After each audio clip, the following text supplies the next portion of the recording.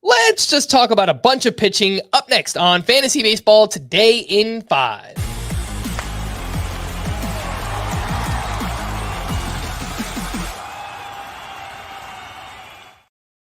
Welcome into FBT in 5 on Wednesday, August 28th. I am Frank Stampfl, joined by Chris Towers. And first up, a name that could be out there in shallower leagues, Jeffrey Springs, someone we've talked a lot about, but he had a great start at the Mariners.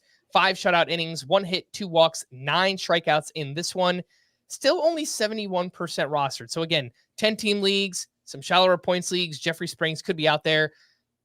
Chris, how do you rank Springs, Spencer Arrighetti, and Bowden Francis? Those feel like the 3 best pitchers under 75% rostered. Yeah, I mean, it's been a rough couple of months for pitching on the waiver wire. We haven't really had a lot of exciting options, and I think these 3 really do stand out.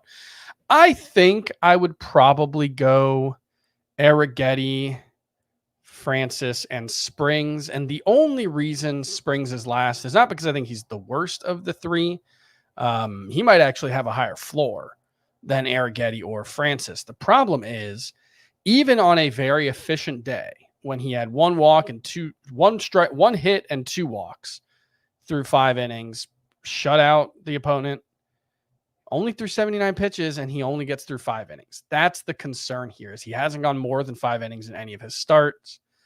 Do I think Spencer Arrighetti or Bowden Francis are likely to throw 6 or 7 innings anytime out? I think it's likelier than not that they don't, but I think they have a more realistic chance of it right now than Springs does, given how the Rays are handling him. And so that's enough to drop him to 3rd. But I think all 3 of them should be added in nearly all leagues. All right, let's do a bit of a temperature check here on some polarizing starting pitchers. And first up is Gerrit Cole, who struggled with the long ball at the Nationals. 5 innings, 3 runs, 7 strikeouts, gave up 2 homers in this one. His previous 4 starts, the overall numbers, the ERA, the whip looks good. I know there were some walks involved there for Gerrit Cole, but Chris, we're 12 starts in. The numbers aren't where they really should be. Where are you at on Gerrit Cole?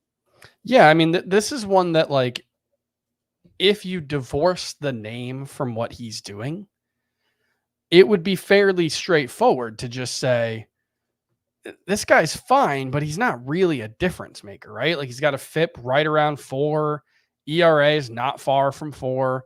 A little better than a strikeout per inning. Control hasn't been great. Home runs have been a problem. Like, you add it all up, and it doesn't look that dissimilar from, like, Kevin Gausman right now. And that's another one where I think people have gotten to the point where they understand that's not Kevin Gausman anymore. The name might be there, but it's not that guy. And I think that's where I'm at with Gerrit Cole, where I'm fine starting him the rest of the way. I think he should be a solid enough starter the rest of the way. But do I expect him to be that guy? No, I don't at this point.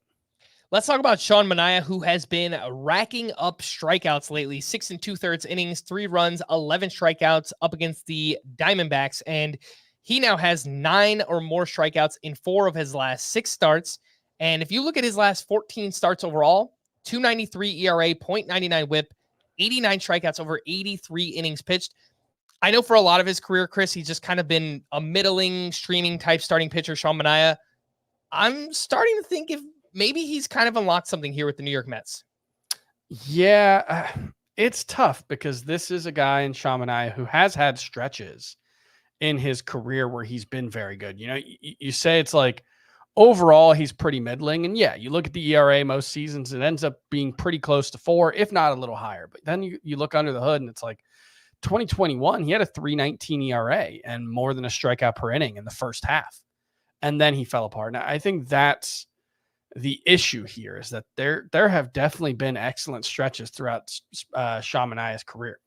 Consistency has always been the issue. And I suspect that it will be an issue at some point, but it hasn't been yet. I'm totally fine riding him moving forward until the wheels fall off. I do think that's more likely than not.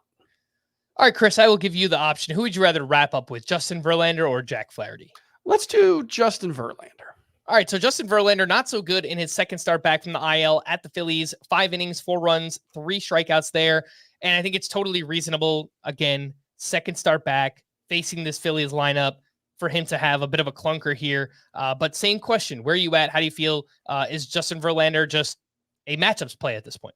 Yeah, I think Justin Verlander is pretty much just the guy. It's a lower end version of what we were talking about with Gerrit Cole, where you divorce it from the name. And what we have with Justin Verlander is a guy who most of the underlying stats have been moving in the wrong direction for multiple years now. And at this point, I think it's fair to say that he doesn't really do a great job of generating swings and misses. Not a strikeout guy.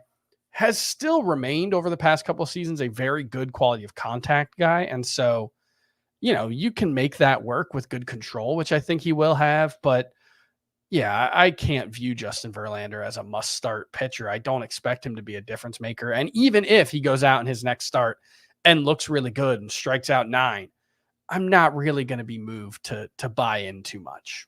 All right. For more extensive fantasy baseball coverage, listen to the Fantasy Baseball Today podcast on Spotify, Apple Podcasts, the Odyssey app, or anywhere else podcasts are found. Thanks for listening to Fantasy Baseball Today in 5, and we will be back again tomorrow. Bye-bye.